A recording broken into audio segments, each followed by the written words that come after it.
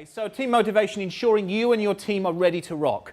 How many of you are part of a team that you think really rocks it? Really's got a bit of energy, bit of an edge. You have? Yeah. Okay. So that's two of you. Anyone else a part of a team where you think you really rock it, they're really switched on, they're really focused, pointed in the right direction, hungry to choose, tweaking stuff, making adaptations? That's a few. You rock it sometimes. So Depends on the day of the week. Depends on the day of the week. Yeah. Okay, did you rock it today? Not really. I'd say Bloody hell. Can you semi-rock it? What's your name? Mike. Mike, yeah. So what do they say to you? Mike, are you going to rock it today, or are you just, no, it's Tuesday. Go Shit on a Tuesday. Good every other day, but not on a Tuesday. We have to do a lot of dull stuff as well. We rock it sometimes. Okay, so sometimes we rock it. That's human, right? Sometimes we really rock it. Sometimes we're really switched on ourselves. How many of you think that you are out there, whether your team rocks it or not, doing your best to rock it?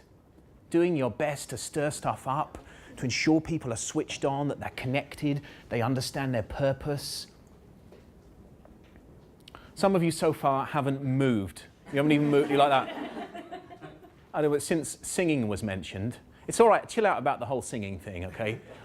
Chill out about the singing. It's a really short bit we do it as a whole group first, and then we do it one at a time. So there's nothing to like trouble yourselves about. Some of you going, God, that beer garden was so appealing.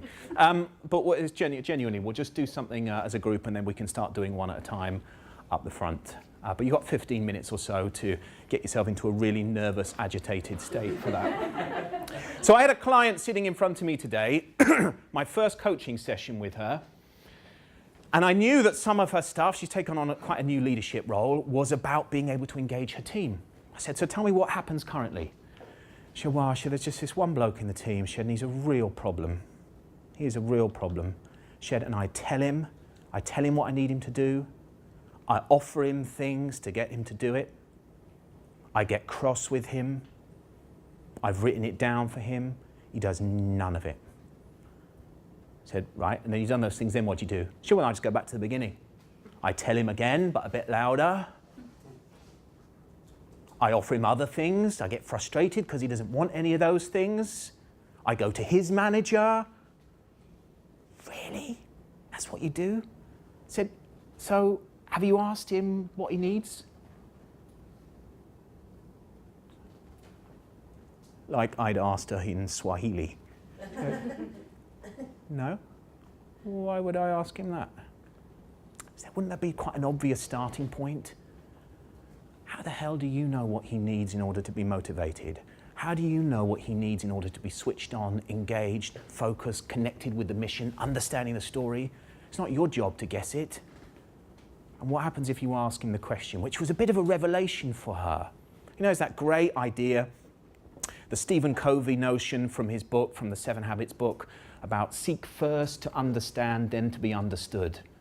If it's the only thing you take away tonight, take it away, because in terms of engaging people and motivating a team and getting people switched on, it has to be a starting point. Seek first to understand, then to be understood. And do you know what? So often we do it the other way around. We seek first to be understood.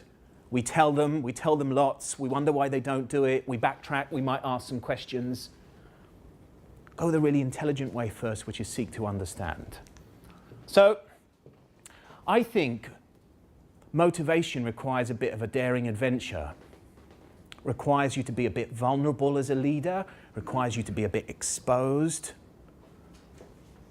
Requires you to be brave, to ask the tough questions, to offer feedback. If you really want to rock it, if you really want to engage a team that rocks it, that is upbeat, that is focused, that's switched on, then actually it requires a bit of bravery, which is what we're going to tap into over the next couple of hours. I love this book. I read this book a lot with my daughter. She's 8. She loves this book. We sit down and we read it together at bedtime. It's one of my favourite quotes. Here is Edward Bear coming downstairs now, bump, bump, bump on the back of his head. It is, as far as he knows, the only way of coming downstairs, but sometimes he feels that there really is another way. If only he could stop bumping for a moment and think of it. How true is that we get into habits? Do you ever get into any habits where you come down the stairs and the first time you come down you bump your head, really or metaphorically, and you go, oh bloody hell, that hurt, huh? Can't believe I did that. The next day you come down the stairs, you bump your head, you go, oh geez, same place I did it yesterday, still hurts. But by day 3, 4, 5, 6 you go, it's just what happens around here. I always bump my head when I come down the stairs, but I'm used to it now. And I hear that loads in organizations. I don't know what it's like where you work, but I hear from a lot of my clients where they tell me, actually, it's just always been like that. It's just the way we've done it. But we're kind of used to it now. No, I'm not part of a really motivated team. No, I don't really feel that motivated and able to rock it on a Tuesday. I'm all right on a Wednesday, but Tuesdays I've always found a difficult day. Ultimately, what's the one and only piece you leave having control of this evening? I'm going to tell you a whole load of stuff.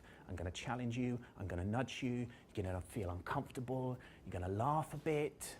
You're going to have a whole mass of information to take away. And the one and only piece you control when you leave here is what? You, what you do with it. And sometimes, we forget that the only bit you have control over are your thoughts, your feelings, your reactions, your attitude, your behavior. And it's a really important one to remember when you're thinking about motivating those around you. Because actually, do you know what? You can't make anyone think anything, feel anything. You can't make them have a great time. You can't make them be upbeat. It's not within your control. But so often I hear people saying, I want to make them feel really good about it. It's an outcome that you don't control. Remember that. The one and only bit you leave here having absolute control over is yourself. How many of you know this symbol? Someone must know it. Cool wash. Pardon? Cool wash.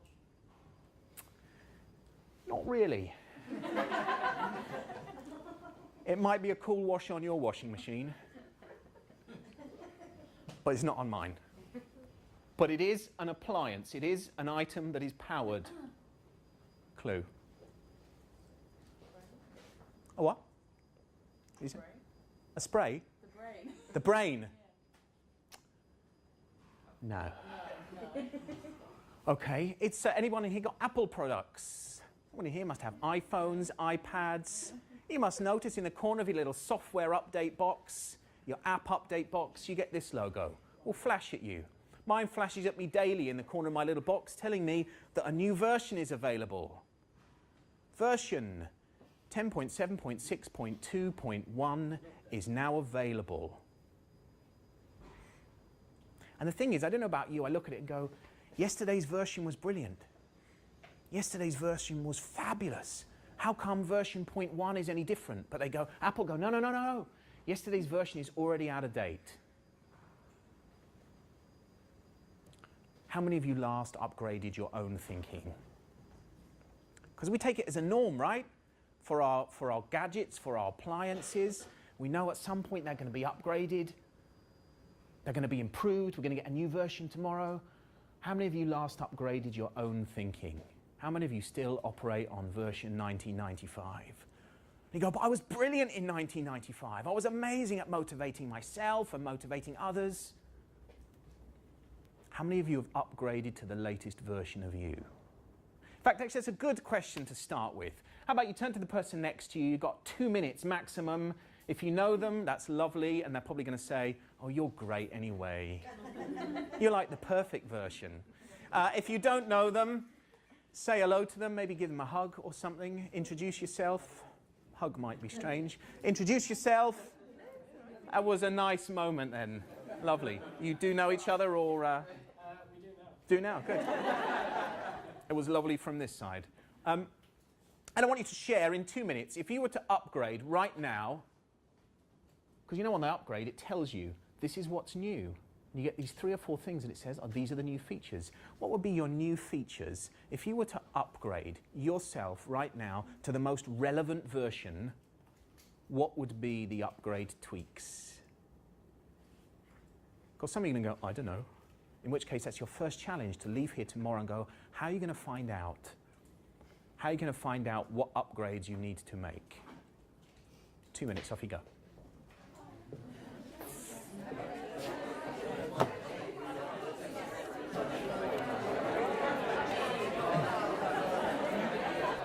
Okay, let's have you back. Who likes sweets? Okay. Oh, thanks so much. That's it, it's just yours. No one else put their hands up, so. No one else likes sweets, right? Who likes to share? No? That's it then. Good, we can quickly move on. Does anyone else want any sweets? Oh, yeah. Just pass that back to the young man in the middle that was hugging his friend. I did something similar with a group of NHS finance directors, okay? A couple of months ago. There were about 80 in a room, and I brought lollies along. And after about 10 minutes, I said, who wants some lollies? They went, okay, no worries. I put the lollies away. And I thought, if they don't want them, I'll put them away. And over a coffee break, one of the blokes came on and said, any chance of a lolly? I go, yeah, sure.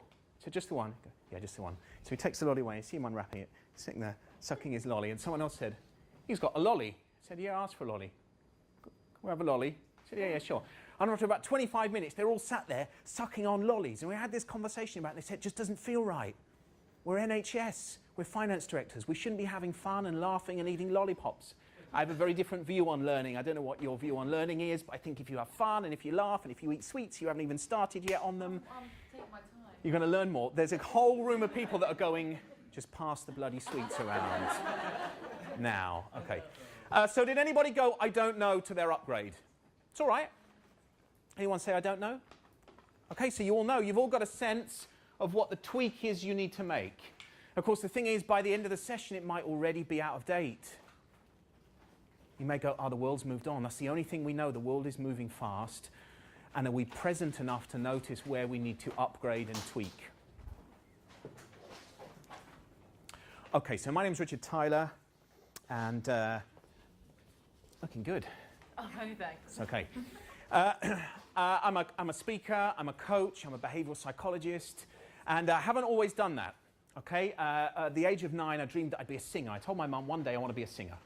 Okay, that's it, I've decided. She goes, son, but you've never sung before. I go, no, it's fine now. I really, really want to be a singer. I know I can make it. So it's fine. I auditioned for the school choir. Everyone gets in the school choir. Easy. Okay, you know what it's like. Everyone gets in the school choir. So I went in, I sang. I went into the classroom next door. Mrs. Jones came through with a clipboard. She read out the list of all the people that were in the choir. She missed my name off, which was fine. And I went to her after and said, Mrs. Jones, I think you missed my name off the list. And she said, Richard, there are loads of things you're good at. The singing thing isn't happening yet.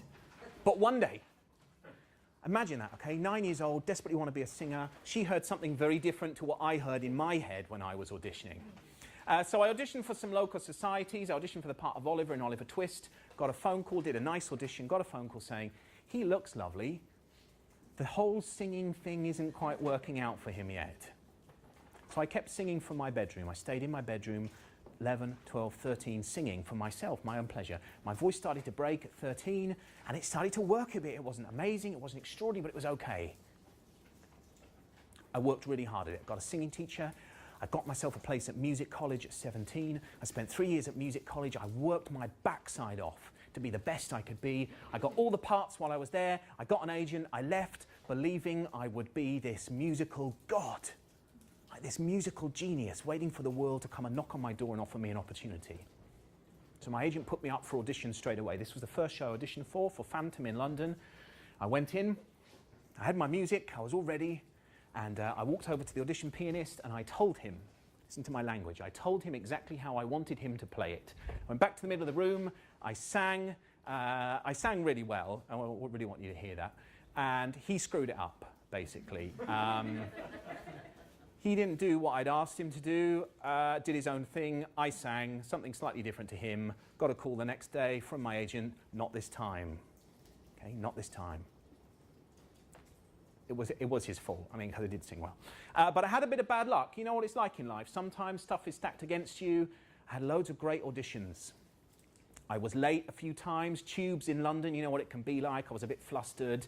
I didn't sing probably as well as I could. I had an injury in my leg one day. I kind of limped on stage, which didn't look good.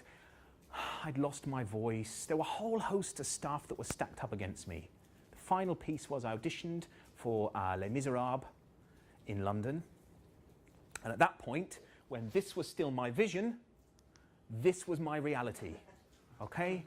Asda by day, singing in those moments where I could, right? That was the reality. But I had this final opportunity, Les Miserables, I went in, I'm ready, I've got my music, I look over at the piano. You know who's sitting at the piano, right? Of course, it was bound to be. So I walk over, not in the most charming way, tell him again how I want him to play it, how he'd screwed it up last time, what he needed to do differently today. I don't think he appreciated it that much, but I didn't notice that at the time. Went back to the middle of the stage, sang. Of course, the same thing happened again. He did his own stuff, I did my stuff. It wasn't the same stuff. Got a call from my agent saying, not this time. And I said, do you know what though? It's bloody infuriating because I've done some good auditions and bad pianist, tubes were late, I had a bad throat, I had a limp because of my leg. All this kind of stuff stacked against me. What can I do about it, you know? And he said, do you know what? It's fascinating. You sound like a real victim. I said, what do you mean? He said, I'll tell you one thing. He said, I'm reading a great book at the moment by a guy called W. Mitchell. It's called It's Not What Happens to You, It's What You Do About It. I said, yeah, and? He said, no, just listen for a moment. It's not what happens to you, it's what you do about it. Yeah?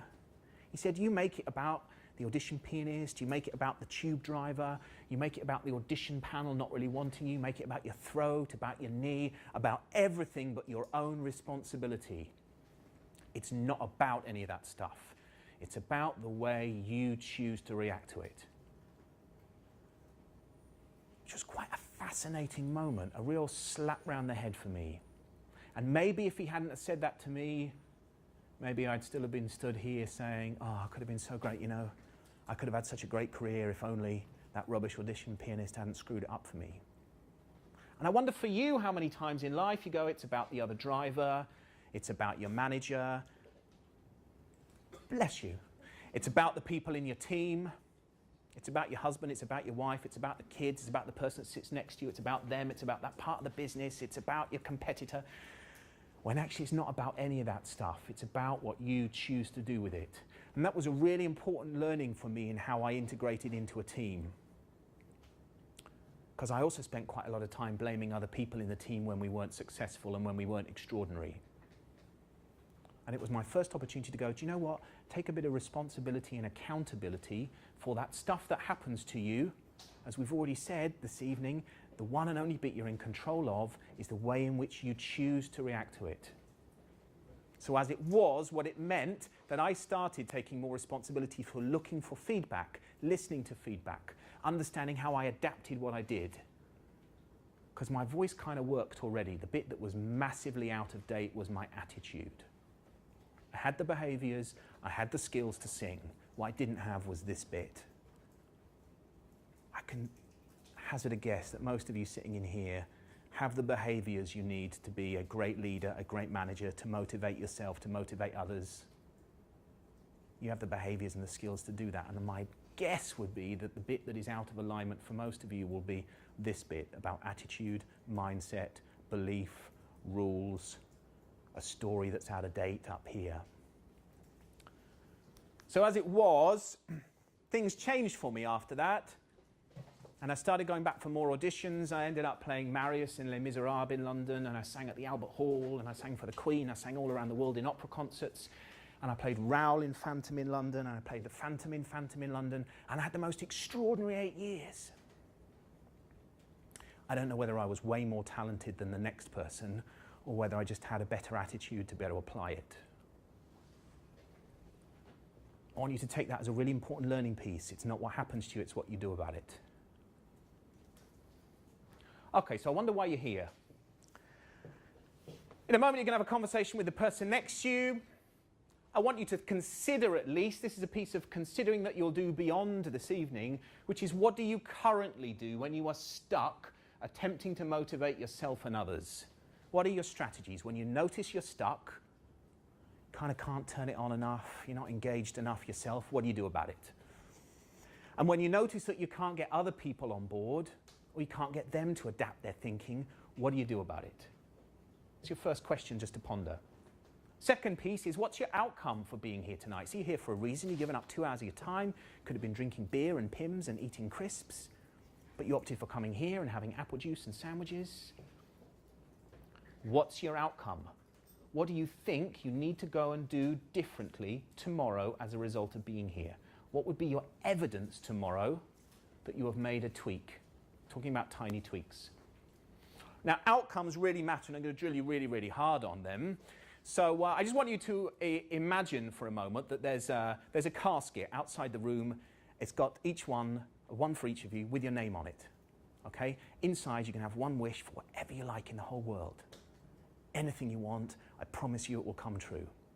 Okay? There's only one tiny condition. Okay? And that is that just at the moment that you open up the lid, just at that moment, you don't think of a massive, great pink poodle. Okay, that's the only deal. As long as you don't think of a big, pink, furry poodle, you'll be fine. You can have whatever wish you want. Now, of course, the thing is, we're a bit stuck as human beings because we think a lot in the negative.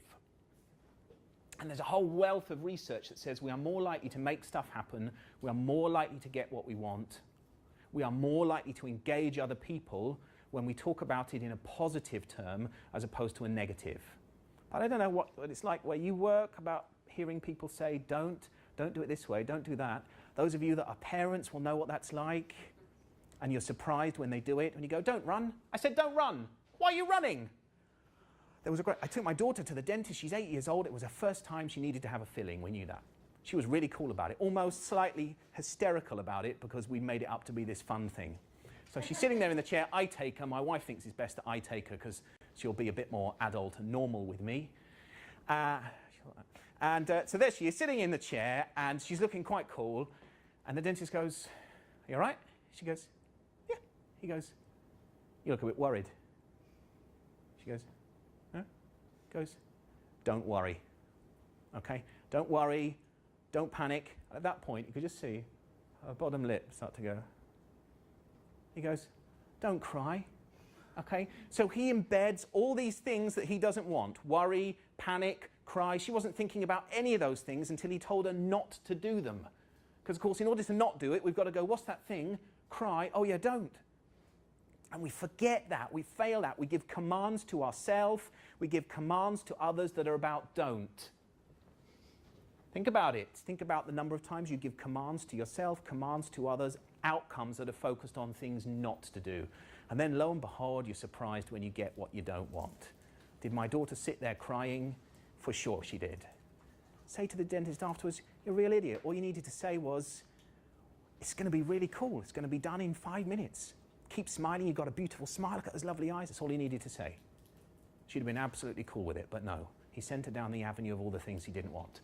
So, you've got 3 minutes with the person next to you to agree what your outcome is for being here. So how do you want to develop the way you motivate yourself and motivate your team? What is your outcome for tomorrow? Your outcome needs to be stated as something that you want as opposed to something that you don't want. If you hear the person that you're talking to telling you, "Well, I don't want my team to be downbeat and miserable and sad and crying," then get them to turn the outcome round into what it is they do want. You start to notice it, okay? From now on, you'll start to notice how many statements are made about negative and the things that people don't want. You've got 3 minutes. Off you go. Thank you very much.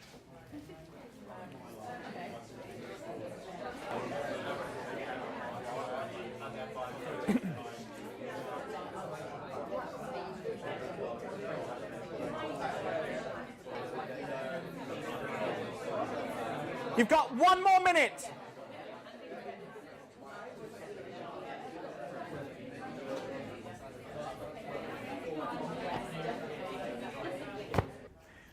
Over the last 15 years, I spent a lot of time in teams, some teams of which are extraordinary in the way that they operate, creating the most amazing things, and some teams actually which are a bit rough around the edges and noticeably different outcomes, where the energy is different and the output is very different.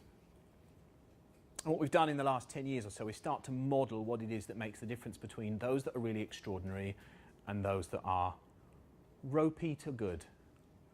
Okay? Three things we're going to play around with for the next hour and a half. Those teams that are extraordinary, those individuals that are extraordinary at motivating themselves and others, continually look for their own 1 degree of change. And we're going to talk about this a lot as the evening goes on. Some research was done a few years ago. A mathematician took a really simple concept. 2 parallel train tracks.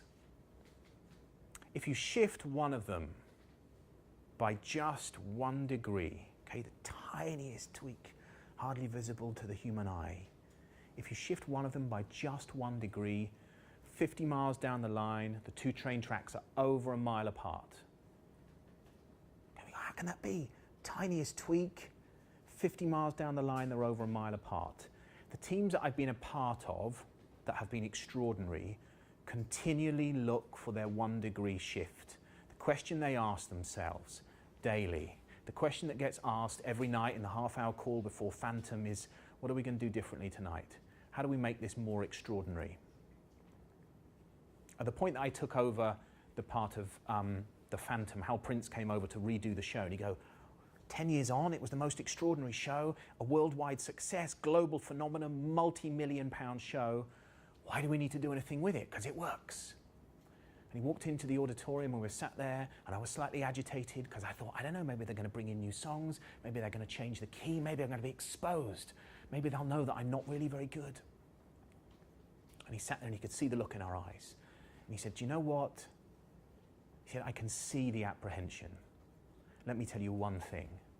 The risk for you is not spending the next 4 weeks doing something different.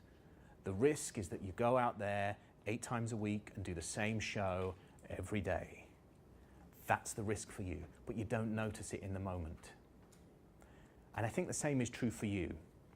The risk isn't going out there and continually asking that question about how do we improve this thing by 1 degree? How do I improve this relationship with a member of my team by just 1 degree? How do I improve the experience for my customer by just 1 degree? What would I need to do differently right now? How do we as a team improve what we do by just 1 degree? Because the tiniest notch, if we get the notch right, 50 miles down the line, they're over a mile apart, create a really significant effect. The extraordinary teams, the people that are extraordinary at creating extraordinary teams, continually look for a 1 degree shift. That's the first piece. Second piece is ensure you rock it first. We just come back from a whole piece of work in America, in Hong Kong, in Singapore, in India with one of our clients. And what we heard a lot from this client, and what we saw a lot, were people walking in their room with their moods. There's something about, if you want to expect, if you want to be out there motivating people, engaging people, helping people shift their thinking, adapt their behavior, then you have to be pointed in the right direction first. So do you know what? I actually woke up this morning, I was quite tired, I went to bed late last night, didn't have a great night's sleep, bit hot, mosquito in the room, find that slightly irritating. I woke up this morning, 6:30, really tired. Do you know what I thought? I don't want to take my daughter to school today, I don't want the coaching sessions that I got ahead, and I really don't want to be running the session for Leading Edge this evening. That was the thought I had, right? Which, had I followed through on that, would have been a bit of a problem. For you, for me, for my other clients, for my daughter. There's something about the immediacy of being a mood architect. So for those of you that wake up going, I don't really want to rock it today, do you know what? The consequence for that can sometimes be really great. 7:29, stood in the wings before going on stage for Phantom. There were lots of days where what I really wanted to do was to go and eat pizza and go to the cinema. The consequence is quite great for not adapting my mood. Those that are extraordinary at creating extraordinary teams are great mood architects. I wonder how great a mood architect you are. I wonder how great you are at choosing the mood you need to take into a team meeting, to take into a presentation, to take into your day. Think about it. Third piece. Be here now. The point that we have some chance of noticing whether people are with us, noticing whether our clients are with us, noticing whether our mood is pointed in the right direction is if we are present. I wonder how many of you go through your days unconsciously doing the day that you did yesterday, reacting in the way that you did yesterday and last week, because frankly it worked, right? Much of what you do is good. And when it's good, we go, why change it? It's good. Some people leap from being good to extraordinary. And those that leap from being good to extraordinary are those that are prepared to let go of some of the things that made them good in the first place. And to do that, you know, we have to be here and in the moment and present and connected.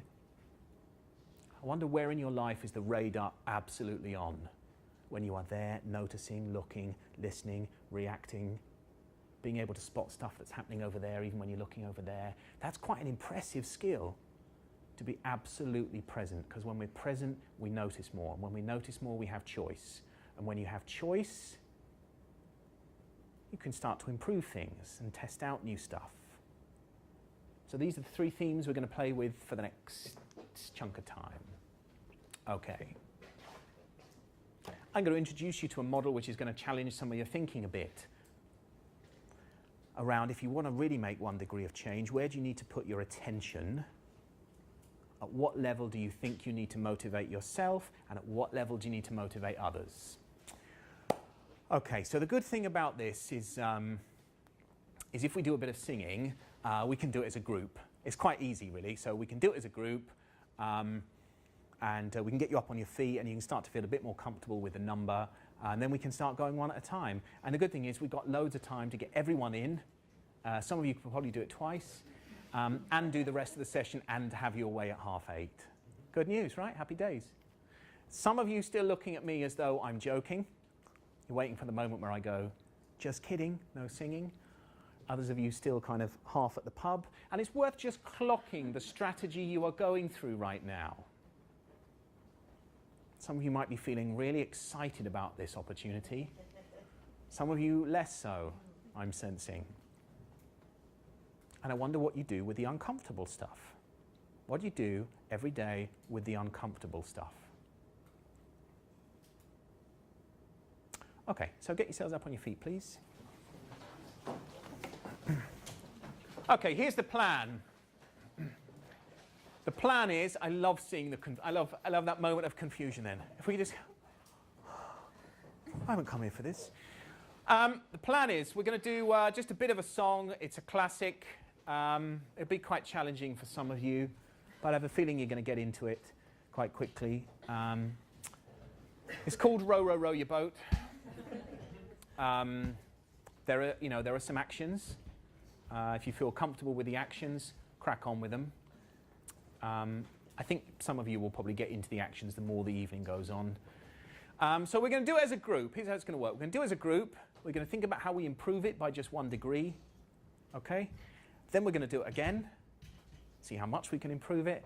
Then we're going to start going one at a time. We could go in any order. We could go in organisation, alphabetical order, age, those that arrived first, last.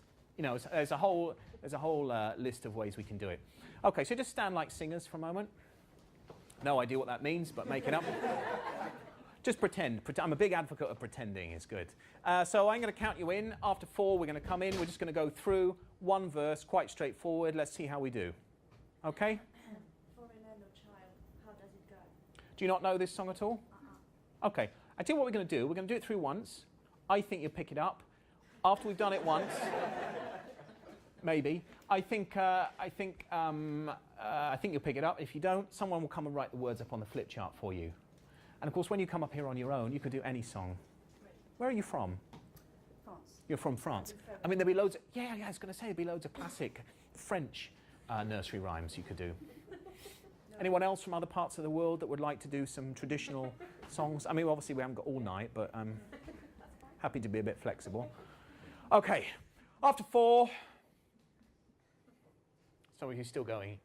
He is kidding. There's going to be this moment where he goes, gotcha. Okay, after 4. 1, 2, 3, 4. Row, row, row your boat gently down the stream. Merrily, merrily, merrily, merrily, life is but a dream. 0 to 10. 10 extraordinary, 0 a bit rough. Whereabouts was that? 9. Right, you've had a good day. There's a mood architect, and there's disillusioned. Let me just be clear about that. Okay, a 9. Any advances on a 9? 6. A 6? 3? 3. We're kind of the bit of honesty at the back there. What does that mean? 4. What did you say? 6? 5. Okay. All right. Okay, so easy. All I want you to think about is if we were to improve it, but just by 1. Okay, you want to go a 9 to a 10. No, that's going to be a stretch, but I think you'll be there. 9 to a 10, a 3 to a 4, a 5 to a 6. What would you need to do right now that is within your control to improve it? Do you still need to know the words? Or you picked them up? You need to know the words. Where do you come from? Somewhere local? No. No? No, I just don't learn songs. You don't learn songs? Okay, cool. Who knows the words? You were going to put your hand up then, weren't you? Right. Okay, here you go. Scribble the words up there while we chitter-chatter for a minute. Thanks. Okay, what would we need to do right now to improve it just by 1 degree? Raise our voices. Raise your voices. Yeah, okay, we've got 30 odd, not 30 odd, but 30 or so adults in here. If this were kids, they'd be going, yeah, bring it on! But there's this bit of, yes, well, I'm a grown-up, and I work for Tesco's, and therefore taking it a bit more seriously. So maybe just lifting your voices. There's a really odd technical element of singing, which I won't go into the detail of now, which is that basically the more you open your mouth, the more sound comes out. It's a very strange, I won't explain it to you because most of you won't get it. But if you open your mouths more sound comes out. Maybe you could just test that out. Some of you are like, it's not going to work like that. Okay, so opening your mouths, making more sound is good. Okay, what else? How are we doing over there? Sound happier. Sound happier. He said, sound happier. I'm going to talk a lot about congruence. I get lots of people on workshops going, you go, how was your day?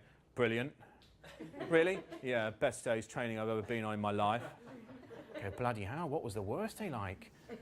What do they come out when they've had a really bad day? So we sound happier. There's some words in there. Merrily, merrily, I'm not saying anything. Merrily, merrily, merrily, merrily. So +1. Life is but a dream. If you Google the word merrily, comes up with all kinds of things. Happy, smiling, having a nice time. Maybe you could just act that out a bit as you sing those words, okay? So merrily, merrily, merrily, merrily. So just pretend that you're having a nice time, okay, even if you're not. Okay, what else can we do? Lift our chins up. Lift your chins up. Brilliant, if that's what you want to do, yeah? Okay, so we lift your chins up in that it might create a bit more sound. You're not too high, though, because it starts to stretch our throat. But so it's nicely balanced. Some of you a bit like that. So just kind of balanced. Okay, what else could you do? Breathe. 2 more things. So you can project the voice. Breathe. Okay, so breathe into your diaphragm. Some of you, particularly blokes, breathing right up into your chest. Just breathe into your diaphragm. Nice, low, deep breath. Okay, that's going to help you, give you enough air to get through the phrase. Okay, what else? Do One the more. actions. Do some actions. That's the point in the session when everyone goes, shut up. It's the moment where people dislike you, but it's only for a very short moment where they go, it's bad enough without the actions. But you're going to do the actions. Okay, we're going to do actions for those that want to. We're just going to lift our voices a bit more. We're going to smile more because that lifts the sound. We're going to lift the energy and volume up by just a notch. Okay, after 4. Ready for this? Just to improve it by 1 notch, then we can start going 1 at a time. Excellent. Okay, after 4. 1, 2, 3, 4. Row, row, row your boat gently down the stream. Merrily, merrily, merrily, merrily, life is but a dream. That was an improvement, right? Yeah. It was, standing out here was a big improvement. Who wants to go first?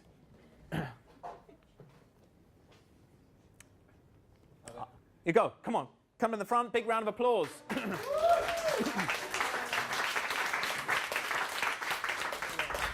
Just notice the strategies that you're going through now. Some of you are going to go, if he's really shit, I'll go second. If he's really good, I'll hold off a bit. So just notice now what your strategy is. Some of you will be going, because you go last in a group, great opportunity to break a pattern. Okay, shift it, challenge yourself a bit. Okay, what's your name? Manny. Manny, okay, thanks Manny. Me. Do you want to do this song or any other song? Yeah, I'm happy with what we got. Okay, great. Yeah, it's a nice number, don't you think? The extra merrily. Yeah, we'll add in the extra merrily. Don't Okay. worry. No, I don't. We'll just do +1 up there. Is that right? Yeah. Are you going to count me in or just when I'm ready? Just sit in your own time. Let's just kind of just freestyle it a bit, really. I was thinking. Oh, okay. Row, row, row your boat gently down the stream. Merrily, merrily, merrily, merrily, life is but a dream.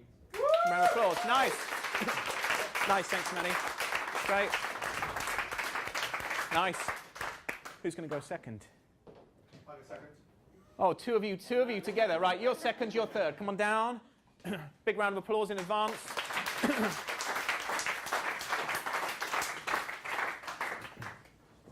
What's your name? Mark. Mark. Okay, Mark. That's all yours. Let me get out of the way, because... Go. I did actions. Whatever you like, Mark. Row, row, row your boat gently down the stream. Merrily, merrily, merrily, merrily, life is but a dream. Nice one, Mark. Well done. Thank you. Took it very seriously. Okay, well done, Mark. Thanks. Mark was taking it very seriously. You're third. Come on down, yeah. Just check out your strategy as well about where you think you might be going, about whether you think you want to do this number, maybe a different number. Got Frere Jacques sorted? Oh, you're just going to go in the moment, aren't you? As it takes you when you get up there. Nice. What's your name? Keith. Okay, Keith, off you go. Row, row, row your boat gently down the stream. Merrily, merrily, merrily, merrily, life is but a dream. Nice one. Thanks, Keith. It's only fair that we have one lady. Which lady would go now? Just out of curiosity, which lady would go now? Come on down then. I wasn't going to do any more, but as you know. Big round of applause. Did you see the round of applause increase when I said there aren't going to be any more? Suddenly people, oh yeah, I mean, you know, yeah. Oh, done. Melissa. Okay, off you go, Melissa. Row, row, row your boat gently down the stream. Merry, merry, merry, merry, life is but a dream. Very nice. Get down. Well done. Suddenly the group have chilled out a bit more. Sit yourselves down for a second. Some of you are going, I'd so have gone fifth. I was so ready to go fifth. He's just taken that whole childhood dream away from me. Okay, look, this is really serious, the reason we're doing this. I want you to imagine that my outcome were to get you to sing. Imagine that were my outcome. My outcome were to get you to sing. Some of you in here will be car singers, shower singers, bathroom singers, kitchen singers, basically anywhere but here singers. Put your hands up if you like to have a bit of a sing-song, a bit of a hum around the place. Put your hands up, come on. I'm not going to get you to do anything just because you put, yeah, okay, nice. Okay, quite a lot of you. Okay, so I appreciate that it's a bit odd. You come to this session, think you're going to sit here, someone's just going to tell you a load of stuff, feed you with learning, you're going to go away again, but they've asked you to sing. Some of you that's going to be a bit uncomfortable. Come up the front of the room, sing to a group of people you don't know. Imagine I were to do you a deal, can do you a really easy deal, which is if we change the environment, we'll affect the outcome quite quickly. So we've got a room we can use down the end of the corridor. How many of you, if what I said was my outcome is to get each of you to sing, would be more comfortable to go to a room at the end of the corridor on your own, away from these people, away from the cameras, away from me, and sing in the comfort of your own space? You can even go and sit in your own car and just have a sing-song. How many of you, getting away from these people, if you change the environment, it would change the outcome immediately? Put your hands up. Okay, quite a lot of you. Yeah, okay. So the moment we start to change the environment in any way, change the surroundings, paint the walls, we start to change the way people think and feel about whatever the outcome is. Easy. Okay. So how about my outcome was to get you up here singing, each of you? Not necessarily that you're going to love it, but that you'd get up here and do it. I'll give each of you 10 minutes, one-to-one time on the behaviours of an extraordinary singer. Okay, so here you've got the where, here you've got the what. So the behaviours are what a singer does. How they walk on stage, how they stand, how they engage with an audience, how they build rapport, how they connect with people, how they get themselves off again. So just the behaviours of a really great singer. This is not the skill piece. This is not the how to sing. How many of you, if you had in place the behaviours of a really great singer, would be more inclined to come up here and give it a go? Put your hands up. Okay, so a few kind of half hands. Okay. Okay. Imagine I were to give you another 10 minutes, one-to-one time. So you've got 20 minutes, one-to-one time, where you get the behaviours of a really great singer and you get the skills and capabilities. So we start to up the ante a bit here. Start to teach you some of the stuff around how you breathe, how you produce a note, how you pitch a note, how you sustain a note. Some real basic, simple pieces around how to sing. So at the end of 20 minutes, You got the behaviours, you got what a singer does, and you got the how. And of course, when we get those two pieces, that automatically starts to change our thinking. Okay, if we believe we've got some competency to do it, it starts to change the way we think about it. How many of you, with those two pieces in place, would be more comfortable, doesn't mean you're going to love it, would be more comfortable to come up here and give it a go? Put your hands up. Quite a lot more hands, okay. So the funny thing is about these three levels is that we can see them quite easily. We're very aware of the environment that we're in. We're very aware of the behaviours that we demonstrate and that other people demonstrate. We're also very aware of how people do it. We can see that. We can see the way somebody walks in the room, the way somebody says hello, the way somebody makes eye contact, the way somebody asks a question. This stuff is all really easy to spot. Then we get to another level which we go, that's not quite so easy to see. Get two pieces up here, which is about beliefs and values. Hear this, our values are our highest held criteria in life, the stuff that matters most to you. I got a whole series of them around professionalism, trust, integrity, honesty, openness, difference, fun. I'm heavily driven by all of those things. I don't wake up in the morning and go, oh yeah, difference, I'm going to do some difference today. Because it just happens unconsciously. The way you'll see it if I'm doing it is through the way in which I behave. You won't see the value operating, you'll see the behaviour. So we've got values and we've got beliefs. Beliefs are the inner script that you run from the moment you are born. Shoulds, shouldn'ts, cans, can'ts, musts, must nots, do's, don'ts, rights, wrongs. You'll have a whole series of them, a whole story. You've probably got a whole story about the way in which you need to motivate yourself, the way in which you need to motivate others, the way in which you can or can't or should or shouldn't give feedback to those people that aren't motivated, the way in which you need to engage with someone that's more senior, the way you need to engage with someone that's at a peer level. You'll have a whole series of them running. Some of them will serve you brilliantly. You'll hold some beliefs in life that make you the extraordinary people that you are. And you'll also hold some beliefs in life that are massively out of date and don't serve you quite so well. I don't want to hear from the people that got up to sing. I want to hear from those that stayed very firmly where they were in their place, not coming up here. I want to hear from you, just a couple of you, how come you didn't come up? What kept you in your place? What was the belief that was ticking away up here that meant you stayed there and didn't make the journey up here? Just a couple of you. Honestly, you were never going to make all of us do it. And I'm an awful singer, so I'm waiting until the first 5 I love it. Well, you were never going to make me do it. There's too many of us, and I'm an awful singer. And I've got a blue shirt on, and I can't sing. I love it in groups when somebody goes, well, I can't sing. I go, how do you know that? Because my wife tells me. Is she a singer? No, she's terrible. So, Shade your pain, though, I never got into school choir. so how do you know you can't sing? Because I never got into school choir, and that was the last time I sang. How long ago was that? A long time ago. Yeah, how long? How old are you now? Sorry. 29. 29. Probably not that long. Anyway. Okay, yeah. Okay, so a while ago. So you've never actually updated or checked out whether that still stands now at 29. Because I guess you don't need to each day, right? Until, well, who do you work for? Tesco. So until Tesco says, singing every day is going to be a core part of our business, you go, shit, I'm stuffed, you know? Until someone says that, you go, you don't need to, right? So you don't need to check out whether the belief still stacks up.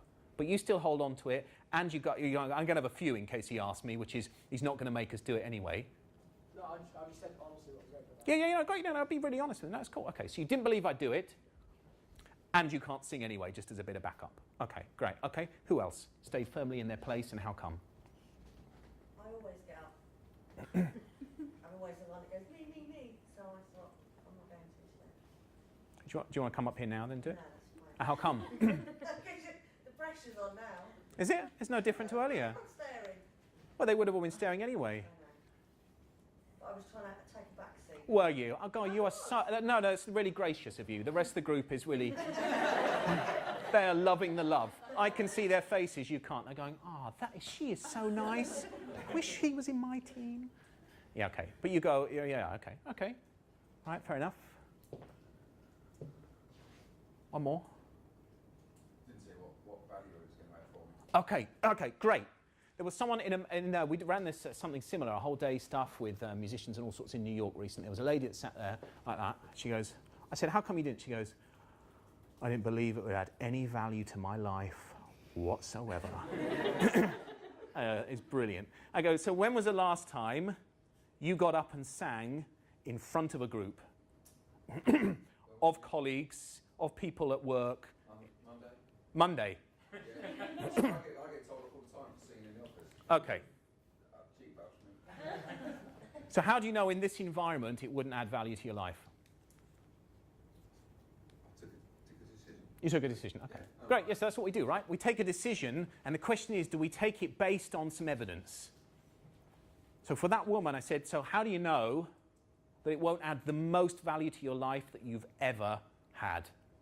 She goes, I don't know. I go, okay, that's great. So as long as you know that, as long as you know the bit about we make choices, and for every choice we make comes with a consequence, right? And that's true daily.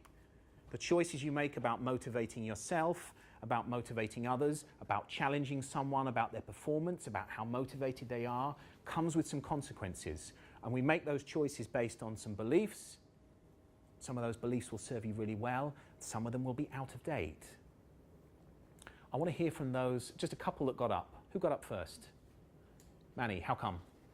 It made me feel a bit uncomfortable, so I thought I'll just give it a go. Great. So you thought, it would make me feel uncomfortable. You quite like a bit of discomfort? Yeah. Okay. We're going to do it all naked at the end. Is that all right? Singing naked? Comfortable with that? Yeah? Easy. Just turn the cameras off. Okay, but you thought, like a bit of discomfort, I'm up for it. Okay? Came up second. I was second. You were second? I thought I've never done this before. Yeah. What could possibly go wrong? And I'm a bit of an extrovert with it. So. Okay, so all those criteria going, bit of an extrovert, what can go wrong, never done it before, equals do it. Okay? Jeez. Keith? Was it? Just sort of, why not? I mean, you got to challenge yourself. Okay, challenge yourself, why not? Okay. Who was my fourth? You were my fourth, Melissa. Yes, I like to challenge myself, and also there were no ladies. We should have women singing. We should have women singing. Absolutely, we should. Up the women singing, yeah. Okay, great. Okay, so listen up. So we've got a whole series of beliefs which are enabling, and some beliefs which would go in that moment perhaps are disabling because they stop us from doing that thing perhaps we're being challenged to do. Do you know what? I don't actually mind the beliefs you hold about singing. I'm not interested really in the beliefs you hold about singing, about performing, about being up here in front of a group. But what I am really interested in are the beliefs and the attitude and the mindset you hold about your team, about motivating people, about relationships, about leadership, about engagement, about connection, about stretching yourself. Because you know what? Those are all the things that make you extraordinary at being a motivated member of a team and being able to motivate others. I really care about the attitude that you hold. And I just wonder, for each of you that have already come up with an outcome, I wonder if your outcome still stands. Okay, the outcome that you came up with 40 minutes ago, does it still stand? Is it still the outcome you want? And if so, at what level does it appear on here? So is it a behavior? Is it a skill you need to develop, or is it an attitude shift? Because I sit in front of lots of clients where they say, do you know what we need? We need a new skills program. We need a program that will teach us the behaviors of. Now, actually, most of your workforce already have all the behaviors they need to be able to motivate and communicate and lead and manage really well. The bit that will let them down, the bit that tends to be on the wonk and out of alignment is this piece, the belief that says, I can, I'm allowed to, I have permission to. It's a part of my job, it's what I'm supposed to do, it's what I'm paid for. That's the bit for most people where they get really stuck. We've got one more level on here, and then you're going to hold the mirror up and think about what you do with it, which is identity. So at identity level, I am a singer, okay? Really in alignment for me, easy. I am a singer, got the beliefs that I can, got the skills and capabilities, got the behaviors, and in the right environment, I'll still do it. Loads of other things I can do. I can play the piano. Okay, so in the right environment, which is at home, got the right behaviors, I can sit on a piano stool, I can read music, I believe it's good just for me. It takes me about half an hour to play a bar, just about, and I am not a pianist. Okay, there's a big difference between the identity level piece and the behavioral piece. How many of you in here would say that you are leaders or that you do leadership? Because there's a real difference in the receiving end for those of you that believe you are leaders. Leaders doesn't mean you have to have a team of people. Leaders means that you have a responsibility and accountability for achieving a whole series of tasks each day. If you have that, then you are a leader. How many of you in here would put your hands up if I asked you the question, are you a leader? So some I love, straight up. Some kind of like, yeah, maybe. Some going to go, well, if he puts his hand up, I'm going to put my hand up. And some of you didn't. How come? What would it take? What would it take for you to be putting your hand up? What part of the story would need to change for you to be putting your hand up to go, I am? That doesn't mean you're perfect. That doesn't mean you're brilliant. That doesn't mean you're fully formed. It's got nothing to do with that. It's got up here, do you believe it's a part of what you're meant to be doing each day? This is a model called Neurological Levels by a guy called Robert Dilts, developed in the 70s. It's really straightforward. It's a really simple approach that I want you to take as a framework. Dilts made 2 points about this. One is, we operate at every level at any one time. So we are always within an environment. We will always demonstrate a set of behaviors that will be backed up by skills and how we do what we do. That will be driven by our attitude, by our mindset, by our belief about ourselves, the context, the people, which is ultimately driven by our identity. The moment you make a tweak at any one of those levels, so you'll change the outcome. Every time you get stuck, this becomes a great framework to go, at what level do I need to make a change so that I can change the outcome? So if I can't motivate myself in the morning, if I can't motivate Fred, if I can't engage with Mary, at what level do I need to start to make a shift so that I can affect the outcome? Second point that Dilts made, which I really want you to hear, is that the higher up you make the change, the more sustainable the changes are. The higher up you are prepared to make the change and adaptation and tweak, the more sustainable the changes are. So for those of you that believe, in order to have a more motivated team and to be more motivated, that it's about just a behavioral shift, I would challenge you, it's going to stack up more if you ensure that you have a belief and an attitude that supports it. I see loads of people coming to me that go, I'm really rubbish at presenting, and whenever I stand in front of a group, I kind of shake and I get blotchy and I get red and I forget my words and I look away and no one engages with me and no one looks at me and everyone just sends emails. And what's the bit? Where's the intervention? In your organisation, if someone's stuck, what's the obvious intervention? Where do we address it? Give them some training. Yeah, we give them some training. So we go, you need to go on a course. And they go on a course and they learn some skills and they learn the behaviours of a great presenter and they learn how to set up the environment. And they go back in the next day with some new skills and they see that same group that they saw last week. They look bored, disengaged, sending emails, and they're going, oh shit, it's Richard again. Here we go for an hour. What's more dominant, the new behaviours you learnt yesterday or the attitude piece? The attitude piece, because it's been practiced. What you practice, you become. A really important statement. What you practice, you become. The more you practice it, so you become it. Sadly, that's with some of the inappropriate stuff in life too. If you practice being an idiot enough, actually you become it, and that's what your brand becomes. And that's what you become remembered for. Practice wisely. But that doesn't just mean practice the behavior, it means start practicing the attitude. It's a great book by a guy called Timothy Wilson called Redirect, where he talks about story editing, where he says actually our stories are the pieces that become out of date. It's all good and well updating our behaviours, but if our story up here goes, I'm rubbish, I'm stupid, no one listens to me, I can't present, but the behaviours work against it, attitude will win. So the higher up you make the adaptation, the more sustainable the change is. I want you to take 2 minutes. In your twos, go back to your original outcome, which you may go, that's already out of date. At what level do you think, in order for you to make a 1 degree shift with the way you motivate yourself or the way you motivate perhaps just one person at work where you think, I just want to connect with them differently. At what level do you think you need to make the most significant step change? If it's about a behavior, ensure that you have this piece to support you. If it's about, I need to be brave and just go and talk to them, ensure you have this piece that you know what specifically it is you need to do. Because it doesn't just mean work at this. Some of you will watch X Factor, right? It's a great example. So X Factor is a brilliant example where we have one level on the wonk. So we have great environment, so he walks out there, looks cool, knows how to work the environment, he's got all the right behaviors of a great rock star. They say, what do you want to be? I want to be the biggest rock star ever. I want to be bigger than Beyonce. I want to sell 50 million albums. I want to play arenas globally. Wow. Okay? They sing like a fish. Okay? But they got loads of this bit. They've stepped into it completely. They've got all the belief. They've got all the right behaviors. They've got the environment. The skill piece is completely on the wonk. Actually, you have to be responsible for ensuring that all of this is in alignment for you. Are you doing the right stuff in the environment that you're in? Are you demonstrating the right behaviors to show that you are motivated, to show that you can motivate others? Are you doing it in the right way? So have you got the skills to do it?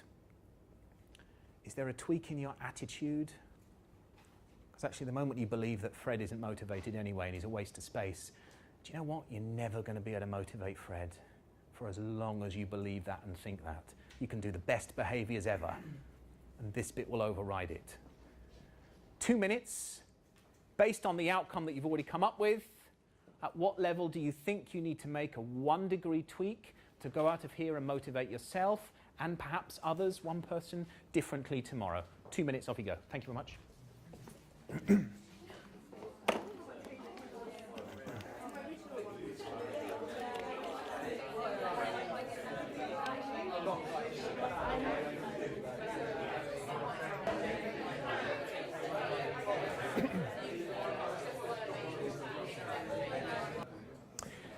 Someone just asked a question. Identity piece is the absolute essence of who we are. It's the bit that we stand for. It's the rock that goes right through. I wouldn't attempt to distinguish them too much. I'd hold the top two together. The research would tell us that belief system identity pieces change the moment we start to act as if something were true for us. It's about being congruent again, right? It's about being in alignment. So new beliefs become a truth if we act them out as a truth. There are lots of people when we do the singing thing that go, I'd have done it if I'd have had 10 pints. And you go, at what level does 10 pints change? At what? Absolutely, you don't care. You're quite right, absolutely. So it comes here. That's all it does. It doesn't change our behavior and our skill. It just changes our belief. That's the same bit we can do. I know when I was a teenager, I'd go, oh, I couldn't go and talk to her in the bar. And I'd have a few drinks and you go, yeah, I can talk to anyone. And I forgot to change it. Of course, it doesn't really change anything. But what it does do is just tweak what we believe up here to be okay. I'm a big advocate of leadership without alcohol. I think it's, I can't stand here and say just have a few beers when you're a bit uncomfortable with something, but it's about what happens if we start to change our thinking so we start to, by default, change our behavior. Do it. Test it out. The next time you feel really grumpy and a bit rubbish and a bit kind of moody, actually it's really hard to walk around, look up, smile, and walk upright and walk with a bit more pace and still feel moody and grumpy. Okay, it doesn't work. They don't stack up.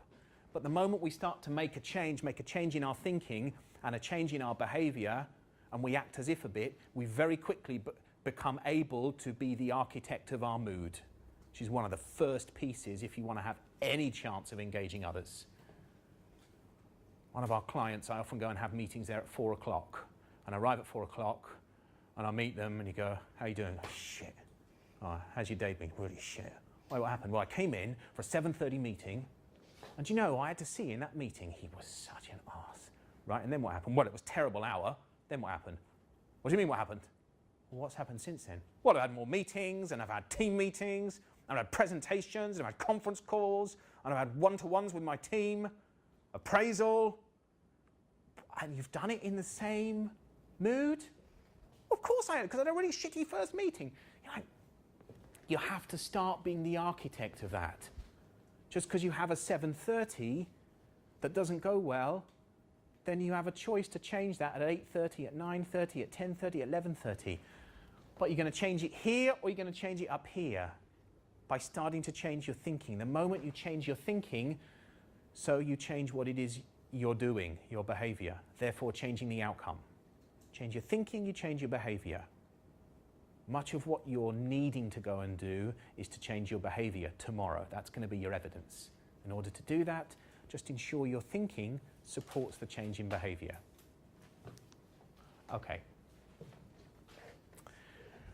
This is a great film, all that jazz, if any of you have seen it. But there's this moment that keeps recurring throughout the film where he looks in the mirror and he goes, "It's showtime." And he has this idea about how he needs to turn his state on. Sometimes I know I have to wake up in the morning, I know I'm driving to a venue, I know I'm on a train where I have to do a bit of my own internal, it's showtime. Because actually I need to be able to be the architect of my own mood and change my state. What do you do in the mornings when you wake up in a bit of a crappy mood?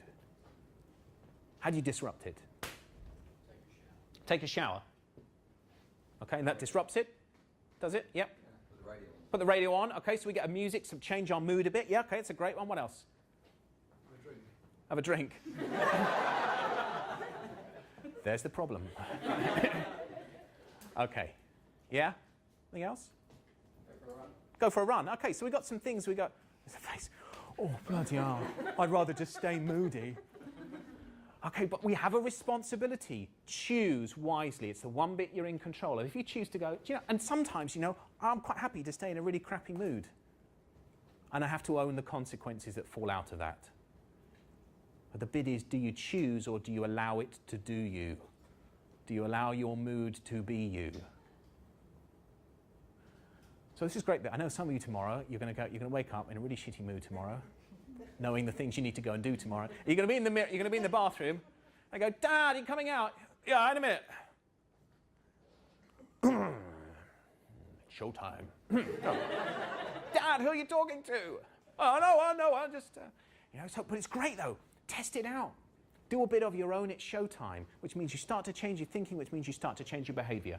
A really great way of doing that is about ABC. It's a really old therapeutic intervention used a lot in cognitive behavioral therapy. It's really simple though. ABC is all you need to do. A is know how you want to affect the situation that is in front of you. If that's a meeting, a one-to-one, a family dinner, something you need to go to, we go, actually, how do I want to affect the mood? How do I want people to be upbeat, inspired, excited, moved, challenged, uncomfortable? So know A first. How do you want to affect the situation in front of you? B, what behaviors do you need to act out that means you will have that effect? So you want people to be inspired, upbeat, excited. How do you need to behave? How do you need to walk in the room? How do you need to choose your language? How do you need to own your language? How do you need to give your language some emphasis? C, what cognitions do you need to have? So that's just a Ponzi word for thoughts. What do you need to think? About yourself, about the situation, about the people in it, about the outcome? Dead easy. What's the affect? What behaviors are going to get you that? And what thoughts, what cognitions do you need to have that are going to drive the behaviors to have the affect? Start to be a mood architect. Got 2 minutes in your twos. Where tomorrow do you need to shape your mood just to tweak the outcome, okay? We're talking about tweaking the outcome by 1 degree with ABC. 2 minutes only. Off you go. Thank you very much.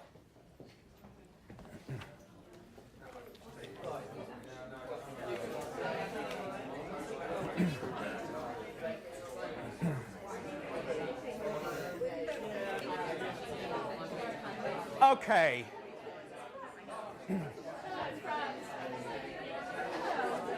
Okay.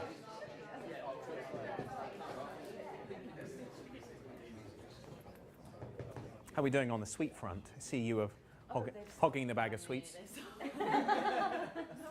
One of the first sessions, there was a lady at the end that came up and said, "I didn't get any sweets." And? Why I didn't get any? Bag didn't come to. Clearly not that guilty. Be like, we just spent 2 hours talking about how do you get stuff and how do you make stuff happen, and you're now telling me at the end that you didn't get any sweets. So if you want sweets, just ask for them. Okay, so we're kind of into the homeward straight. We've got about 35 more minutes or so. We might wrap up just ever so slightly after past as we started a bit late. Last one, the last piece about if you really want to rock it, you need to be right here, right now in the moment. It's a great saying I use about when you're in the room, be in the room. When you're in the room, be in the room. There are lots of times where I'm in meetings and I observe people that are in the room and they're not in the room. Okay? When you're in the room, be in the room. Because only if you are there can you start to create choices about how you motivate yourself and engage and motivate others. So there are three components to this. When you are present and in the moment, you can start to recognize how other people make sense of the world, how other people filter things, how other people get rid of some stuff and bring some other thinking onto their radar. You can only notice it if you're there and watching and looking and listening. So practice that. Think about which environment, which context right now you know you need to, when you're in the room, be in the room. Second piece we'll talk about in a minute, which is about match, pace and lead. Very often we spend time needing to lead people. So there's such a pace, the emphasis is on make that thing happen. Make that bit happen, just do it. Just make it happen, make it work. And we fail to do any of this piece, which is about matching people. What does matching people mean? What matching people is? Is it getting the right people to do the task or whatever you want? Yeah, it is. And almost, yeah, okay, absolutely. And more simple than that in the moment. When we say about match people, what does that mean? Their pace, their tone, their... Yeah, yeah. Yeah. Not completely. No. It's bloody annoying, isn't it? Yeah. You know, people, when they go on courses and they're kind of like doing some strange mirror dance, and they've been on some influencing course. Yeah, so not like that, but it just means about pay attention and just match volume and match where someone is. I was in a meeting with a director and an associate director a couple of weeks ago where the director's outcome was to get the associate director to take on a new project, okay? She was quite simple about that. And I'd been asked to be a part of the meeting. Sat in the room with the associate director. She was very miserable, very upset, having a tough time, completely overwhelmed with work. And I thought she was kind of just really on the brink of losing it with me. Anyway, in comes the director. Outcome is to get this person to take on a new project. Comes in and goes, "Morning!" Oh, shit. Yeah, okay. She goes, "Morning!" He goes, "How you doing? How are you, Claire?" Claire goes, "Yeah, had better days." Had better days. She goes, "Well, that's okay, because I've got some great news. You know we won that new project? Well, the board have decided that we want you to be the program manager." To which she just completely breaks down, starts sobbing, storms out the room. Okay, there's this silence, there's this moment of silence. I just sit there, and the director goes, "Do you think it was something I said?" "I think it was absolutely about something that you said, and perhaps about some things that you didn't say." For me, that's a great moment about, actually, she went straight here, and in order to get to lead, actually, if you want people to be doing things and engaging with you, do you do this piece first, which says, match their energy, match their mood, seek to understand where they are. All she needed to do was to say, "Actually, Claire, how you doing? How's stuff?" "Really shitty at the moment, overwhelmed." "Okay, so tell me about that. What are you overwhelmed with? Because I need to understand. If you've got too much stuff on, then we need to talk about that." She needed to invest some time in doing that first and starting maybe to pace and plant the seed around, imagine we were to get rid of some of that stuff for you and make space for a project maybe that you were more suited to. Claire's either going to go, "Wow, yeah, that would be great," or she's going to go, "Oh, I couldn't entertain the idea of doing another project, not with the amount of stuff I've got on at the moment and this and this and this." Okay, so she's back to match again. But actually it wasn't rocket science. And the one piece of feedback to the director was, you were not present, you didn't notice, you didn't look, you didn't listen, you were on your agenda to do what you needed to do, which you thought was to motivate her and lead. I wonder where you get stuck in there. I wonder where you get stuck with matching, pacing and leading. I wonder if you do too much of this and never take any action. Spend so much time matching people and being lovely and listening to how they are, but never moving to here. Tend to get stuck and have a preference for one more than the other. Third one here is the moment we are present, we start to coach and question and nurture and nudge and just unlock possibility in people by asking them different questions. Some of that stuff I talked to you about at the beginning with the lady that sat in front of me today, she needed to start to do was to coach this guy to be more motivated. Not offer him things, not tell him what she needed, was to say, tell me what you need. In order for you to be really motivated and switched on and engaged, how can I help you? Genius. Genius question. She didn't need to go on a year's coaching course to learn 500 different questions. She needed 1, 2, 3 questions and the courage to ask them. And once you've asked them, the courage to shut up and stay quiet until you get an answer. I wonder how much you coach right now.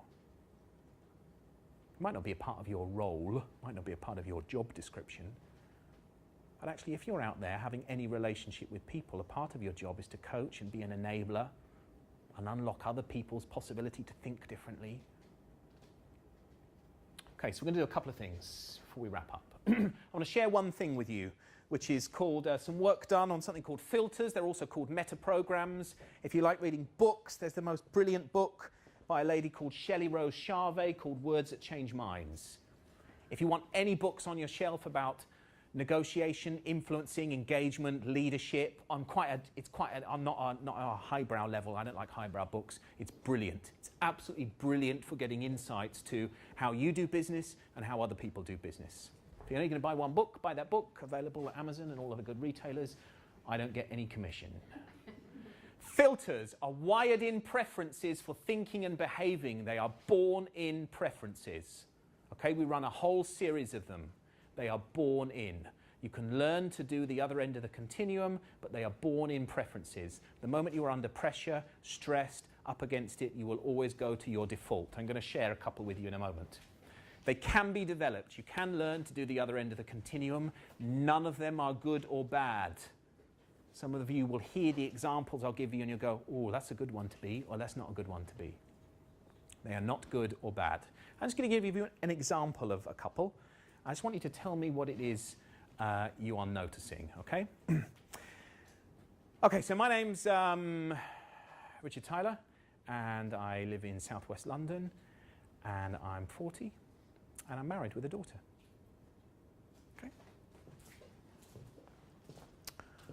Okay, my name's Richard Tyler. I was born on the 26th of September 1972 in Amersham in Buckinghamshire. I've got a couple of brothers, Andrew and David. Andrew's the oldest one, he's 50. He's a policeman actually in London. And the middle one, David, he runs his own HR consultancy. He lives just in Milton Keynes, quite a nice little area called Willen. So anyway, I was born on the 26th of September 1972 at about 7:12 it was in the morning.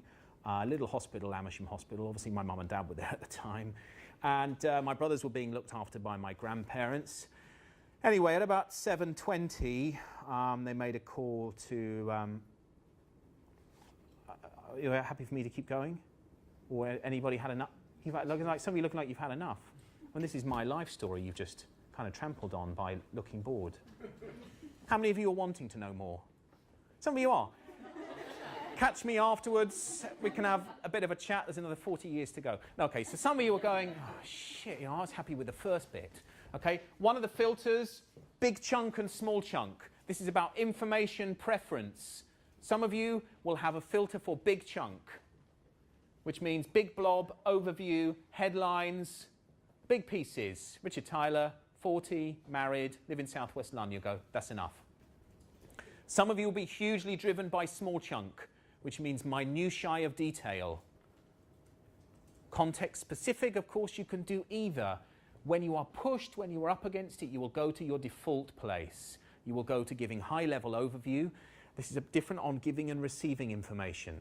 So some of you might give out minutiae of detail. Some of you might just give out big chunk, overview, global, vague. I was just going to say, just the way information is available now, it's all big chunk, isn't it?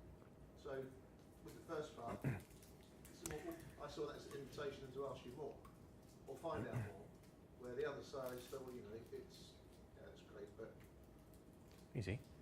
Yeah, although you say that, actually, we live in a world of the internet where we've got masses of detail, small chunk, and I try and tell my 8-year-old daughter, boringly so, and she goes, I need to research this, and she's got like 10 million pages on Google.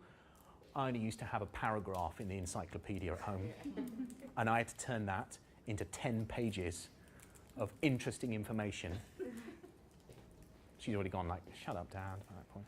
But it's true, right? So we live in both, and the bit is, if we're present and we notice someone needs big chunk, high-level overview in order to be engaged, then be flexible. Those with greatest flexibility will have greatest influence. Believe that really strongly. Those that have greatest flexibility will have greatest influence. So if you are prepared to adapt to your style most, I'm really comfortable, big chunk overview, but if I know it's not going to be enough for someone, I either need to ask or spot or notice or listen. Bless you. My God, that was dramatic. Okay. Next one we're going to do. Which one am I going to do? Oh, yeah, okay. Going on a stag weekend in a couple of weeks, going to Dublin. Going to do loads of cool things like quad biking, drink Guinness, go out for dinner, go for some nice walks. It's going to be great to do a load of stuff for the 2 days. It's going to be good. Going on a stag weekend in Dublin with some friends. Alan, the guy who's getting married, I used to go to school with him, so I've known him for like 25 years or something. Great guy. Haven't seen him for a while. Feel very honoured that I'm going. A few other friends, Chris and Craig. I used to go to school with them too, so it's going to be great to check in with them. And then some other guys that I have no idea who they are. But apparently it's a great gang. We're going to have loads of fun. I think we'll connect really well. There's about, I think, 6 of us going. So that's going to be great. What do you notice? What filters are operating? Emotion and what? Keep going. Task. Okay, great. So you got task. This was absolutely task. This was about the thing. And this was about people. It was about people. Okay, so we've got people and task. Some of you will be driven by task. Some of you will be those people that come into work in the morning, do, tick it off the list, tick it off the list. That's what you're driven by. Get to 7 o'clock at night, everything's done, everything's ticked off. People around the room sobbing. In a crumpled heap on the floor, but that's okay because everything's done. And then you've got the others that'll go, are you okay? Bonjour. Look a bit weary. Can I get you something? A croissant and an espresso? Give me a hug. All that kind of stuff. 8 o'clock at night, everyone feels very loved, looked after, cared for, nurtured. Nothing's been done, though. Okay? But people feel good. And this has been researched in organizations. And of course, the challenge is organizations are driving you to achieve task. The research that sits behind this is really simple, which is if you engage people, task happens. If you engage people, if you understand what they want, if you understand what drives them, if you understand what's important to them, if you understand what they need, if we do that bit, of course we have to keep an eye on task. This doesn't mean just shoot up this end of the continuum and it will all happen. And I guess for most of you, the nudge might be more towards the people piece than the task. One in their extreme is not going to work. The moment you engage and connect with people, task is much easier to happen. And where do we go when we've got a bit of a crisis? Where do we go when shit hits the fan? Which end? We go to task, don't we? We go, right, shit, got to sort this task out, and we just do it. It's worth taking a moment to stop and consider about how do we engage people in order to get the task done. Last one I'm going to show you. When I came in this room this evening, I thought, yeah, great room, nice, like the blue walls, like the white things on the walls too. It's got a nice feeling about it. Nice lights. I love all the Disney stuff. It gives you a bit of fun feeling, a bit of energy, a bit of playfulness to it. I thought it's a great room. When I came in the room this evening, I thought, yeah, shame really that it's so small and hot and no windows. It's nice, but I don't really like that strip lighting either. It gives me a bit of a headache. It means that I start frowning and get tired quite quickly and therefore start to disengage. There you go. What do you notice? Positive, negative. That's what we hear, isn't it? Because we hear those people over here that do yes, but stuff. Yeah, but. It's great. We've got the project sorted. We've won the deal. It's going to be millions and millions of pounds. Great opportunity for us. Oh, yeah, but we're going to have to work longer hours now. Okay, there's always the ones. Maybe you're one of those. You're a yes, butter. What you start to do is look for the piece that doesn't quite work. You look for the bit that's just actually slightly wrong. okay?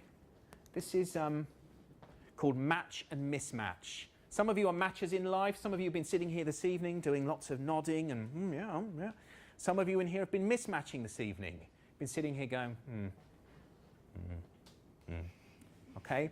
Matchers in life. Really simple. Listen to this one. We all have a criteria in life for everything. A cup of tea, a piece of cake, a job, a car, a house, a training session, a shirt, a tie, a dress. We have a criteria for what makes it great. Matchers will look down that list of criteria and tell you all the things, all the great things first, because that's what they look for. Mismatchers will have that same list, and what they'll tell you first are all the pieces that aren't quite right with it. They're the ones that will sit there in meetings and go, yes, but. The piece we've missed is. Okay, so for those of you in here that say, I've got some people in my team, I've got some people I work with that I can't quite make that connection with, I can't quite hook them in, I can't quite motivate them in a way I want to. So starting piece to go, which end of the continuum are they and which end of the continuum are you? So if you do big chunk overview and they do small chunk, who's going to be most flexible? Are you going to wait for them to come up your end, or are you going to go and start to visit them down their end? If you do task people, imagine you do heavy task and the person you need to motivate and engage does heavy people, and you attempt to pull them in by this great task. It's not going to work, right? Because it's not going to be the bit that presses their buttons. The bit that presses their buttons is going to be the people piece, the engagement, the human interaction, the understanding, the listening, before you get to the task. So just maybe in the next 30 seconds, start to clock which end you think is your default. Where do you go to when you're up against it? Where's the place that you default to, and where might you need to make a 1 degree shift towards the other end? Just out of interest. Yes. Before you move on. Yes. If you work with someone that's a complete mismatch. Yeah. Yeah. And there's no movement. You know, that's just everything that they're about. Yep.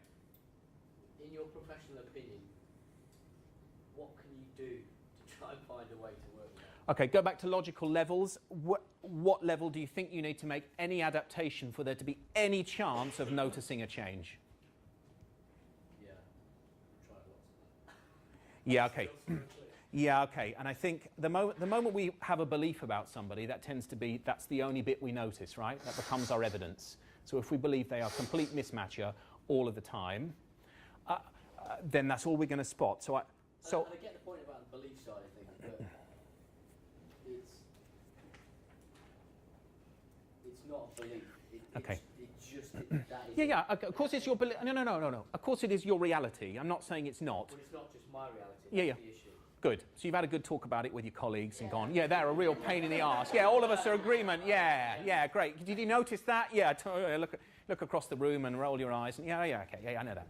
It's not about. Trying to find a way to engage to get that person out. So allow them to do all their mismatching. What I tend to do with mismatchers is mismatch what I don't want them to think, okay? So if I know that you're going to go... It's white, I'm going to go... what? I'm going to go, I think it's red, and you're going to go, no, it's not, it's white. Okay, so I'm going to do whatever means that because they'll still mismatch regardless. Yeah. Some people, there's another one of these which is about some people are polarity responders. So what they will always do is give you the other opposite. Okay, that's what they do as their default. Yeah. So what I tend to do is I'll either mismatch so as they give me the mismatch response, or I allow them and encourage them to do all their mismatching. Because often what we do is we want to stop it because it pisses us off. So I go, tell me all the stuff that doesn't work. Tell me what pisses you off. Tell me what winds you up. Tell me what you don't like. Give me all your butts, because I really value the way you do all your butting. Get them to get all their butts out the way. Put them out on the table. How are we going to work through these? Tell me one thing that you're really pleased with about it. That's all, one thing. And maybe you just need to do that in a meeting. Change the mindset. Maybe you just need to ring fence that in a meeting. Actually, for all of us now, we're only going to mismatch for the next 5 minutes. We're going to come up with all the things that we're not happy with, that haven't worked, that don't work, that aren't going to work going forward. And then for the next 5 minutes, all of us, we're only going to share things that we are happy with, that we're pleased with, that we know are going to work. That's the only language we can use. And we get one thing from everyone. And we go tiny chunk, 1 degree. But I think what happens is, if we have someone that does high mismatch, we don't value it. And we go, they're just a pain in the arse. Okay, and the moment we do that, we never look for the value in it. So my encouragement would be, change your... Well, don't get me wrong, there is always value in it to a point. It might be because there's so much of it, you might get one thing that's good and 57 things that are not. My mother is a great mismatcher, and what I do is I attempt to close it down. And of course, the moment you attempt to close it down, she wants the release, so she does more. Okay, so she'll just make things up to mismatch, whether they're there or not, because no one's... So I can encourage her mismatching. Do as much mismatching as you can. Tell me how crap this restaurant is, and we've only just arrived here. Yeah. We haven't even eaten anything yet, but the food's going to be crap, isn't it? Oh yeah, it is probably, yeah, because you can tell by the chairs. Of course, yeah, I could tell. As soon as I sat in that chair, the food's... So I just encourage it, and then actually she's kind of exhausted, and I go, how was it? Oh, it was quite nice, actually. Ah, gotcha. Yeah, okay. But it's like... We can't change them, okay, because it's not within our control. We can only say, how do I adapt and push to get a different response? Or maybe there's the feedback piece. Actually, I really love the way... Could be close to that. But we can still do that in an adult way. I love the way you're able to spot all the stuff that hasn't worked. I really value that. And I'd love to hear the pieces that you're really pleased with, just one thing. Okay, just do it, because you're great at that. You're great at that, and I reckon you're great at that too. You just don't do enough of it. It's about get a bit agile. Yeah? Okay. Yeah, it's a pleasure. Afterwards, I know there's loads. I'm kind of packing in loads, pick the pieces that are useful. Afterwards, I'll engage with you by email or at the end if with any questions or stuff. Get yourselves into twos right now. Label yourselves A and B. In twos, label yourselves A and B right now.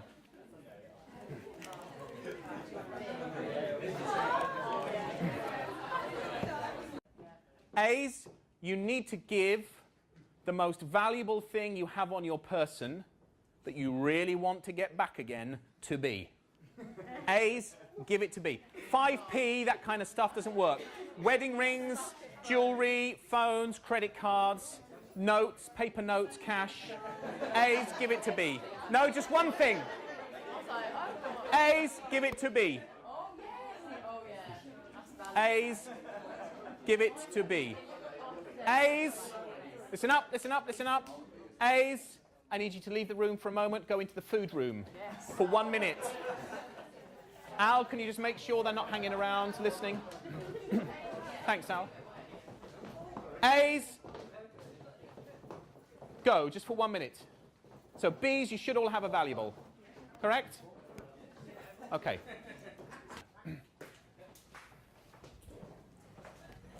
Come back in, sit with your person.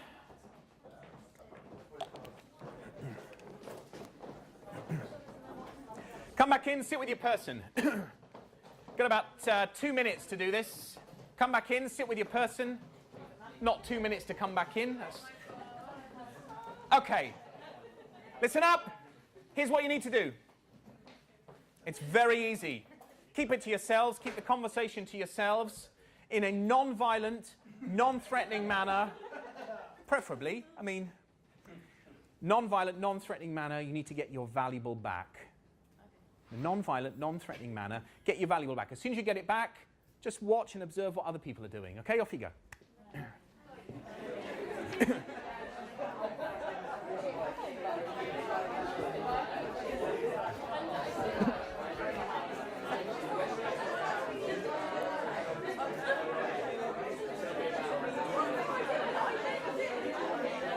Okay, stop for a second. It's bloody genius in here. There's some great stuff ranging from, hello. You know, I gave you my phone a couple of minutes ago. You remember that? I'd really love it back. Can I have it back? Nothing. Through to, why do you want it? I mean, how do you think my wife's going to feel when I get home and I haven't got my wedding ring on? Through to, how would you feel if this was your phone and I wouldn't give it back to you? It's very interesting to see how body language changes so quickly when you want to get something. So has anyone got it back yet? Okay, well done. Okay, one has. Okay, great. Off you go. Keep going.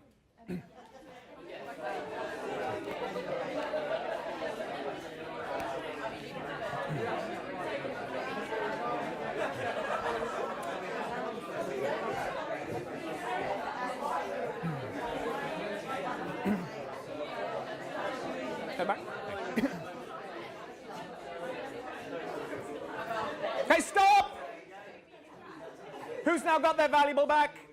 Okay, so more have. Okay, so the rest of you, what do you think you need to be doing? So what do you think, what are you needing to do? Change your tactic again, yeah, good, like the flexibility. Change your behavior, yeah. What's your outcome? What's your outcome? Okay. Who has your valuable? Okay. Any questions working? No questions are working. So you're getting some responses? Yeah, I now know what I need to do to get back. Okay, great. Okay, so keep going. Think about it. It's really simple. Think about it. Off you go.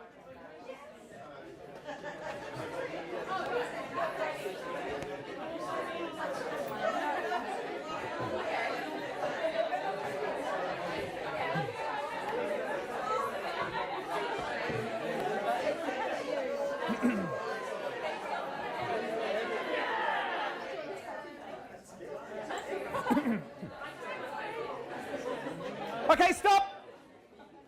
How many people have got their valuable back? That's quite a lot. Okay, if you were giving advice, hear this, because the last time I said giving advice, somebody just gave the answer, which is different. Maybe that's your management style generally. When somebody asks you for some advice, you give them the answer.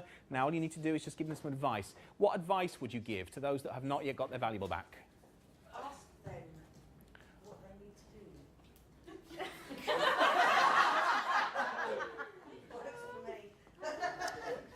No, genuinely. I'd have preferred it if you'd have sung rather than... No, good for giving them the answer. Well done. Okay, keep going for another minute.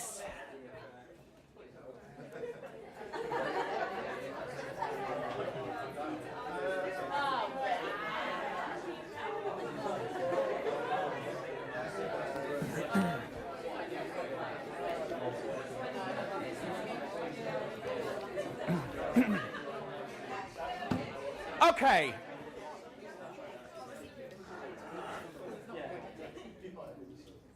You don't need to say anything else for now. Has everyone got their valuable back? No. You just go like, have you been doing yours in mime? I've noticed you two have been sitting there like that. It's the language barrier. It's the language barrier, yeah. It always is. Yeah, it's not what happens to you, it's what you do about it. Are you the only... Has anyone else got their valuable back? You haven't yet. I just took the equivalent of him. I'm just going to give you the answer because I really want to get home. You've been a bit difficult. I said, okay, so is there anything I can do to get it back after I tried all the journey? Okay, so great closed question. Okay, great. Because often we ask people closed questions and we just get a yes or no because I can't think of anything. So how might you change the question immediately? You didn't actually say a thing to me, just sat there. Yeah. Because it was told closed questions don't answer. So how could you change the question? Just in an instant. What would you... Yeah, go for it. Trust yourself. What would you like me to do in order to get it back? Yeah, okay. Yeah. We know what you mean. And you've been hugging already, so we're okay. But yeah, okay, great. So what do I need to do for you in order to get my valuable back?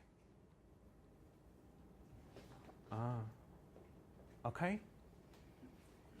We go, it's the most simple question in terms of, in order that you are really motivated, what do I need to do to help you right now? In order that you really understand what's being asked, what do you need from me right now? In order that you feel really upbeat and excited about this project that's ahead, what do you need from me right now? Very often what we attempt to do is to fix it with our criteria. There was a lady doing this a couple of weeks ago on a workshop and she was saying, I'm really annoyed because I've offered him sweets, I've offered him chocolate, I've offered him a drink, and I know he likes sweets because I work with him.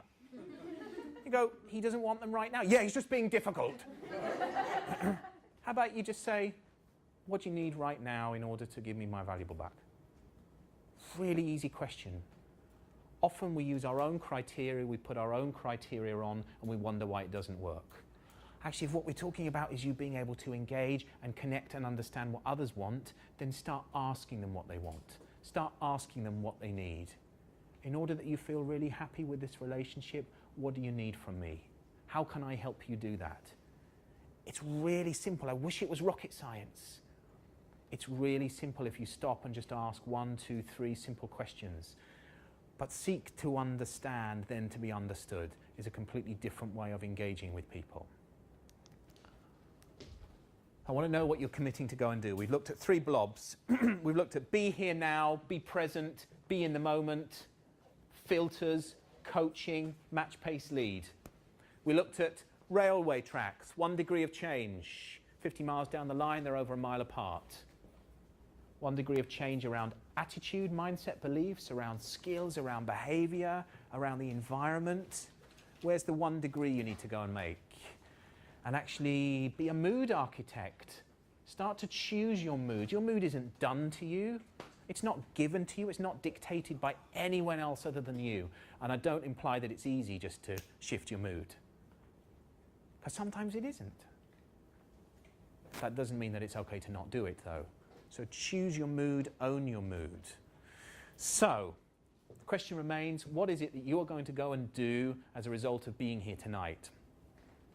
You've got about 3 or 4 minutes to agree what it is you are going to go and do as a result of being here. 1 nugget, that's all I need you to take. You've all got a postcard. What I want you to do is to write on the postcard your name and your address. You're going to write the postcard to yourself. Dear Melissa. Obviously, if your name's not Melissa, don't write that. Dear Melissa, I am so pleased that you have now started whatever your outcome is, okay? I'm going to send these postcards out to you in 4 weeks. You're going to get them in 4 weeks. If you're sending them to your home address, maybe just let the people know that you live with, that you are sending a postcard to yourself. I've had some problems in the past with people going, my wife thought it was strange that I was writing postcards to myself. Understandable. So you can write on the postcard your name and address on one side. You're sending the postcard. 4 weeks today, you're going to get this postcard. This is a postcard to congratulate you on doing this thing 4 weeks on from the workshop. It's really great to know that you are now, what? Make it specific, make it really focused, make it a bit of a challenge for yourself, right? You're leaders. You're here. You've chosen to be here this evening. Don't go for lightweight outcomes. Go for outcomes that have a bit of sharp intake of breath associated with them. Got 3 minutes. Agree it with the person next to you. Tell them what it is. Put it out there in the system. Write it on your postcards. We're going to go around and collect them. For the rest of you, thank you very much. Go and get active with this stuff. Okay, no worries. Sweet, thank you very much.